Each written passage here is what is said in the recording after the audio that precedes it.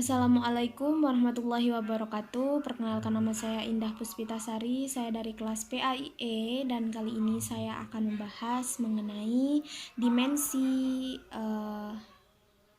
kemarin, kini dan esok, serta selayang pandang mengenai sejarah pendidikan Islam.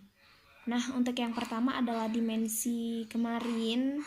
Ini merupakan sebuah waktu di mana kita tidak bisa mengulang ke masa yang dahulu ya. Jadi kita tidak bisa karena memang sudah takdir ya dari alam, wallahu a'lam, kita tidak tahu. Dan yang kedua ada dimensi masa kini atau yang hari ini kita jalani. Untuk yang selanjutnya esok itu dimana sebuah masa yang akan kita jalani selanjutnya. Nah, untuk keterkaitannya sendiri, hal apapun atau perbuatan apapun, baik itu baik ataupun buruk yang kita lakukan di masa lalu akan berpengaruh dengan kehidupan kita sekarang ini. Begitu juga usaha ataupun niat yang kita jalani sekarang, meskipun itu kecil, itu juga sangat berpengaruh sekali untuk masa depan kita. Jadi gunakanlah waktu yang kita punya sekarang dengan sebaik-baiknya agar masa depan kita menjadi lebih baik lagi. Nah, untuk sejarah pendidikan Islam sendiri,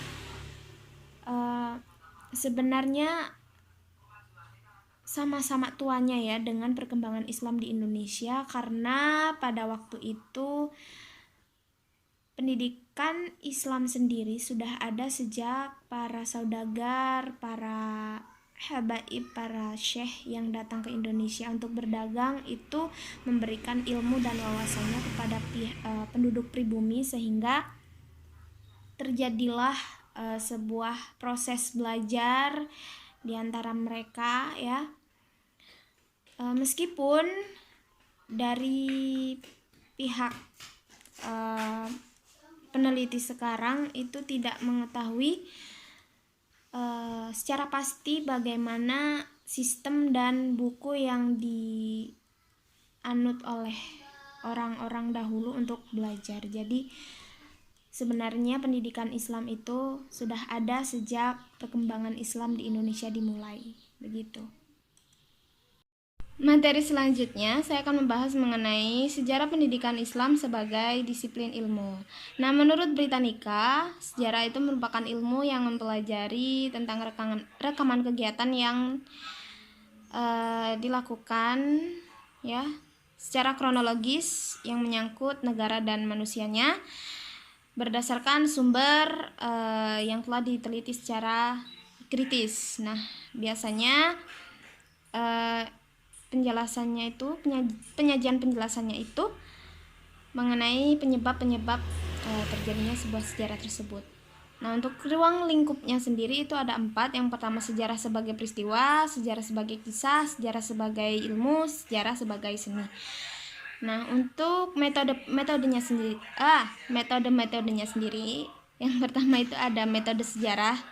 Ini dilakukan oleh para peneliti ya, biasanya dilakukan berdasarkan hasil sumber materi ya, baik wawancara ataupun peninggalan sebelumnya. Nah, selanjutnya ada empiris, yakni pengalaman dari sejarahnya tersebut. Teori atau keyakinan, dan biasanya teori ini tuh berbeda antara negara yang satu dengan yang lainnya. Setelah teori itu ada generalisasi. Ini tuh biasanya dilakukan setelah semuanya penelitian itu terjadi. Nah, itu dilakukan koreksi dari kesimpulan materi tersebut.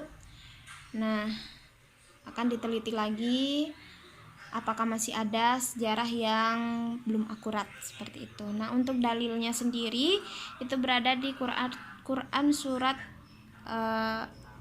Al-Isra ayat 76 dan 77.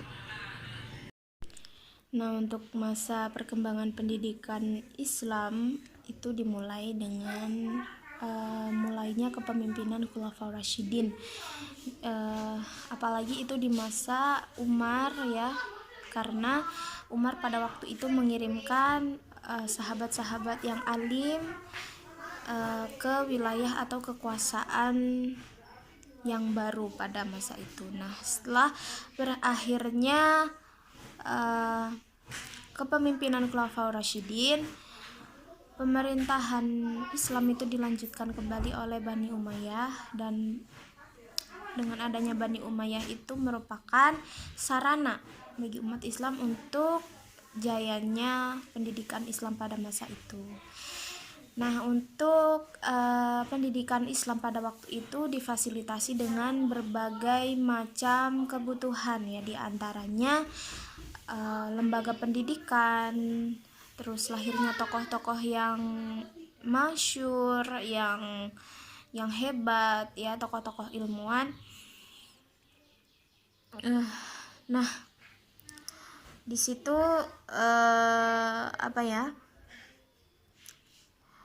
pendidikan Islam sampai menyebar luas ya, hingga ke benua Eropa, sebagian Afrika serta wilayah Asia.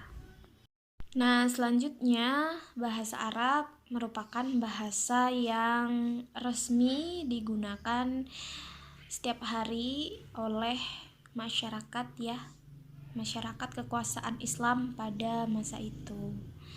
Nah, untuk selain itu, puncak kejayaan Islam terjadi tepatnya pada masa Khalifah Al-Mansur hingga Harun al-Rasyid, di mana Khalifah Al-Mansur ini menjadikan Baghdad sebagai kota pusat ilmu pengetahuan. Nah, ilmu pengetahuan itu membahas tentang apa? Bukan hanya membahas tentang pendidikan, tapi melainkan membahas sains, politik serta filsafat. Seperti itu.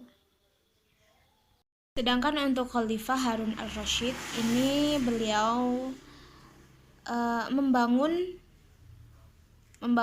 madrasah ya,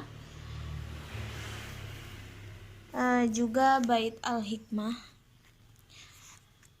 yang merupakan perpustakaan terbesar selama peradaban Islam terjadi pada masa itu, serta proses penerjemahan ilmu pengetahuan dari bahasa Yunani ke bahasa Arab. Ya, mungkin itu saja yang bisa saya sampaikan, kurang lebihnya mohon maaf yang sebesar-besarnya. Akhirul kalam, assalamualaikum warahmatullahi wabarakatuh. Bye bye.